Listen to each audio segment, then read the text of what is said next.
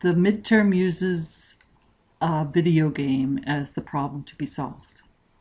The video game is based on the notion of a room. A room is composed of 1 to 4 doors. In this sample configuration, we have 5 rooms. Room 1 has a doorway that connects it to room 4, and then it has a doorway that connects it to room 2. Over here we see that room 1 has 2 doors. One door leads to room 2. The other door leads to room 4. The intent of this problem was to relate to your first assignment. In your first assignment for this course, we tackled the problem of snakes and ladders, in which we had a board that has 100 squares.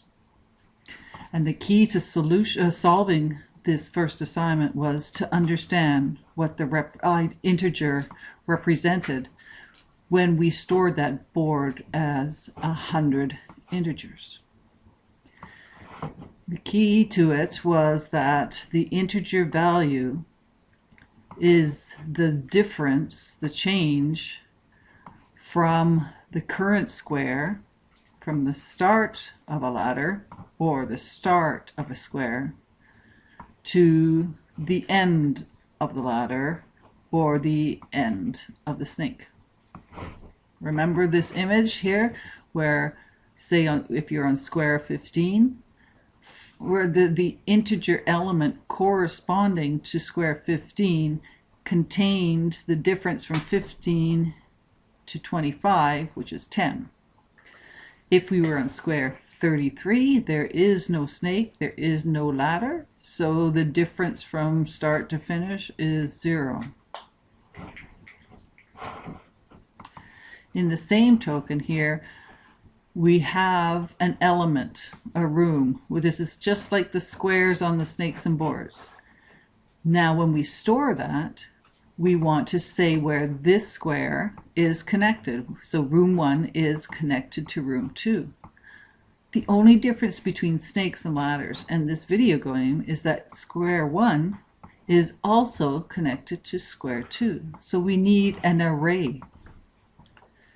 And so that leads us to the 2 main structure definitions for this problem.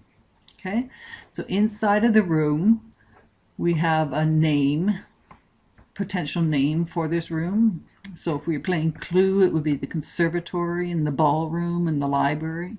Okay, and then instead of a single integer like in snakes and ladders, we need 4 integers, 1 for each potential door, where the element identifies the index of the room connected via this particular door.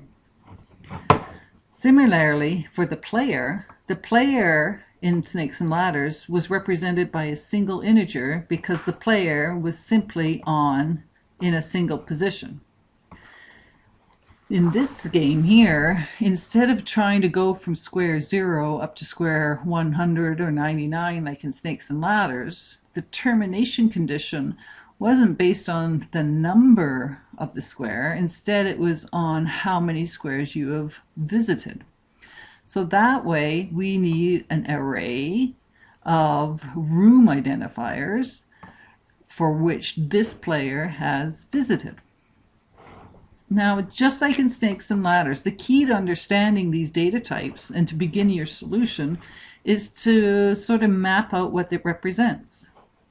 So this is a visual representation of this structure. The structure is made up of a string. So inside of here, maybe we call this room 1, maybe we call it the library.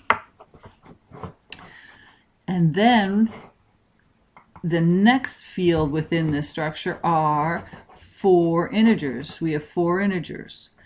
If we go back to our definition of room, let's say this is room 1, then we know that we have to have 2 doors, one door going to 2 and one door going to 4.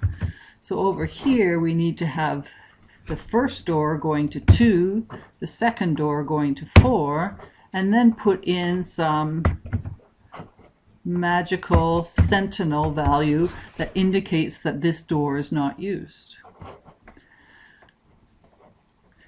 Now we don't have one room, we have 5 rooms. So we need to replicate this, and actually we could have an array of 9 rooms up there, but let's just do another one so that we make sure we understand. So now room 2 over here, it also has 2 doors. This time room 2 is connected to room 1 and room 5. So over here we need to say that room 2 is connected to room 1 and room 2 is connected to room 5. We would repeat this process for rooms 3, 4, and 5. But I hope at this stage you get the idea, because I want to turn now to the player structure. If you kind of look at this player structure in the room structure, you see that we have an element followed by an array. So if I had copied paste the original one here down to here, we would get the player. This format would also represent the player.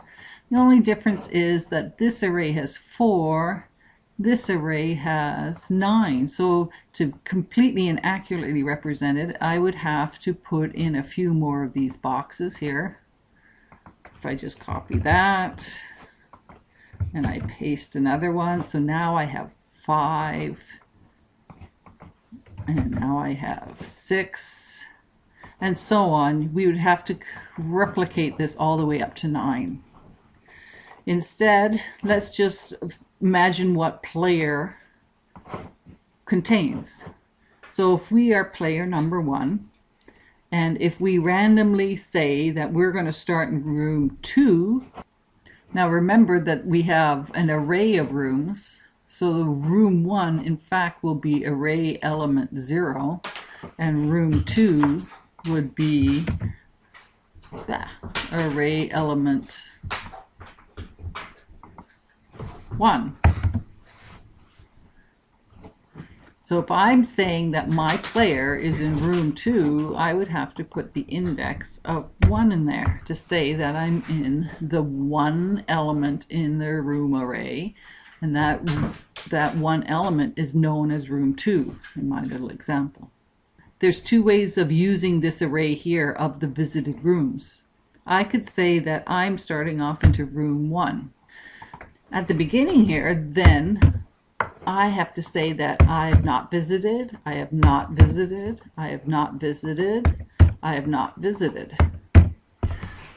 Suppose on my next term I roll the dice, and suppose I go to room number 1 over here, which is index 0. I would then replace this with a 0. So that's my explanation of the 2 data structures. Understanding data structures is always the first step in understanding your solution. Let's go back and start working our way through the solution.